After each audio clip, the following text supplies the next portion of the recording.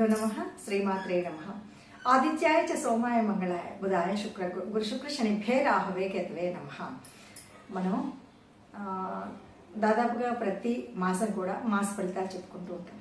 మరి ఇప్పుడు ఏప్రిల్ మాసానికి కనుక మాస ఫలితాలు చెప్పుకోవాలి అంటే ఇక కొత్తదనం ఏమిటి అంటే కొత్త సంవత్సరంలో ఉన్నాం.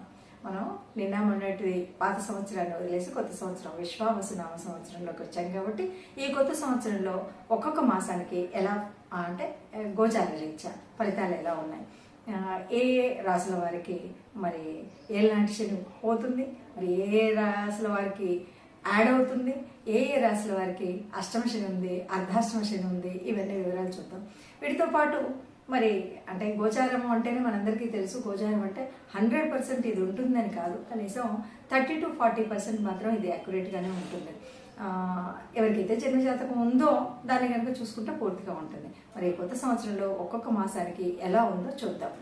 రాశి తులారాశి. తులారాశి వారికి ఏప్రిల్ మాసంలో ఎలా ఉంది అంటే ముందుగా గ్రహస్థితి కనుక చూసినట్టయితే తులారాశి వారికి షష్టమ స్థానంలో రవి, బుధ, శుక్ర, శని, రాహువులు సంచరిస్తున్నారు. ఇక అష్టమ స్థానంలో గురువు, భాగ్యస్థానంలో కుజుడు, వ్యయ స్థానంలో కేతువు ఉన్నారు. ప్రతిరోజు మనం ఎలా చేయాలి అంటే ఇలా ఉన్నటువంటి సమయంలో ఏం చేయాలి అంటే తప్పకుండా కూడా కొంత దైవ అనుగ్రహం కావాలి. గ్రహాల యొక్క అనుకూలత కోసం మనం ఎప్పుడు చేయాల్సినటువంటి చేయాలి. కాబట్టి చాలా వరకు సుబ్రహ్మణ్య స్వామి యొక్క అంటే సర్పదోషం లాంటివి ఉండకుండా ఉండడం కోసం చేయాల్సినటువంటి ప్రయత్నాల్లో సుబ్రహ్మణ్య స్వామి దర్శనం చేయడం మంచిది. అలాగే కొంత బంధువర్గం, ముఖ్యంగా సోదర సోదరి వర్గంతో విచిత్రమైనటువంటి కొన్ని చిన్న చిన్న వాటితో పెద్ద గొడవలు అయ్యేటువంటి కారణాలు అయితే ఉన్నాయి. మూడో వ్యక్తి కారణంగా అది మధ్యలో వాళ్ళు మీ అక్కిలా ఉంది, మీ అన్నయ్య అన్నాడు అనేటువంటి కారణాల వల్ల మనస్పర్ధలు అయితే ఏర్పడతాయి.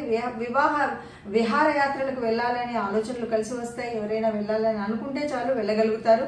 అలాగే పెట్టుబడులు పెట్టిన వారికి మంచి ఆదాయం అయితే అందుకోగలుగుతారు. ఏదైనా సరే కొత్త ప్రాజెక్టులు ఆర్డర్లు చేతి నిండా పని ఏర్పడుతుంది. మొత్తంగా చూస్తే మాత్రం గత కొంతకాలం కంటే చాలా బాగుంటుంది అని చెప్పొచ్చు. వాతావరణంలో వస్తున్న వివిధ రకాలైన మార్పుల కారణంగా స్వల్పంగా కొంత అనారోగ్య సమస్య అయితే ఏర్పడుతుంది. కొంత ఇబ్బంది పడతారు. వైద్య పరీక్షలకు వైద్యానికి దాచిన ధనం కొంత ఖర్చు అవుతుంది. అయితే ఉన్నత విద్యా అవకాశాల కోసం చేసే ప్రయత్నాలు మాత్రం అంతంత మాత్రంగానే ఉంటాయి. ఇంకా ఖర్చు పెట్టి చదువు కొనుక్కోలేని పరిస్థితి ఏర్పడుతుంది. అంటే చాలా మీరు చదువుకోవాలనుకున్న హైయర్ ఎడ్యుకేషన్లో కనుక చాలా ఎక్కువ అమౌంట్ అయితే ఉంటుంది. కార్యాలయాల్లో కొత్త వ్యక్తులతో జాగ్రత్తగా ఉండండి. ఎక్కడైనా పని చేసేటప్పుడు అనవసరమైనటువంటి అధికమైనటువంటి సంభాషణ మాత్రం ఎవరితో అవసరం పెట్టుకోకూడదు. అలాగే మీడియాలో ఉన్నటువంటి వారికైతే సమస్యలు అధికమవుతాయి. ఎలక్ట్రానిక్ మీడియాలో ఉన్నటువంటి వారు అనవసరమైనటువంటి గొడవల జోలికి అసలు వెళ్ళకూడదు. మాటదారి అంశాలు పరిస్థితులు ఎక్కువగా ఉంటాయి. కాబట్టి ఆ విషయంలో మాట్లాడేటప్పుడు చాలా జాగ్రత్తగా ఉండండి. అలాగే మీరు ఎంతగానో ఎదురు చూస్తున్నటువంటి ఎప్పటి నుండో కావాలనుకుంటున్నటువంటి శుభవార్త అయితే ఒకటి వినగలుగుతారు. అలాగే మీరు కొన్ని విషయాల్లో అంటే ఉద్యోగంలో మార్పు రావడం, అక్కర్లేని గొడవల్లో ఉండకపోవడం ఇలాంటివి మాత్రం కొంచెం జాగ్రత్తగా ఉండాలి. ముందు జాగ్రత్త చర్యలుగా చాలా అవసరం చేయాలి. కొద్దిగా ఎవరైనా అలంకరణకు వాటికి సంబంధించిన విషయాల్లో ఉండేవాళ్ళు, అంటే అలంకరణ అంటే ఈ మెహందీలు పెట్టేవాళ్ళని, బ్యూటీ పార్లర్ని ఇలా ఉంటారు కదా, వాళ్ళు ఇలాగే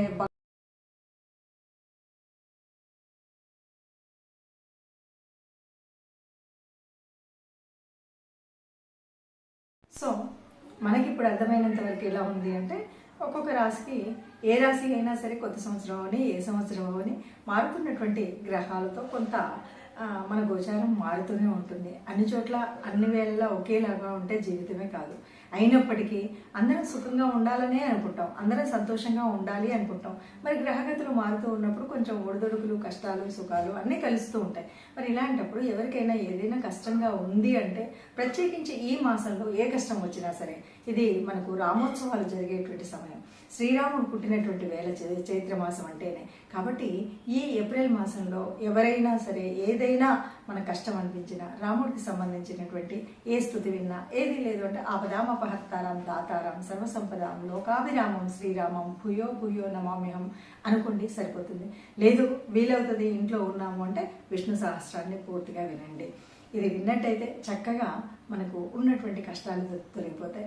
ఎక్కడైనా సరే ఈ నెలలో మీకు ఎప్పుడు వీలైతే అప్పుడు ఏదో విష్ణువాలయానికి వెళ్ళండి. ఎలాగో రామోత్సవాలు జరుగుతాయి. రాముడికి సంబంధించినటువంటి ఏ కథనమైనా వినండి, ఆనందంగా ఉండండి. నమస్తే.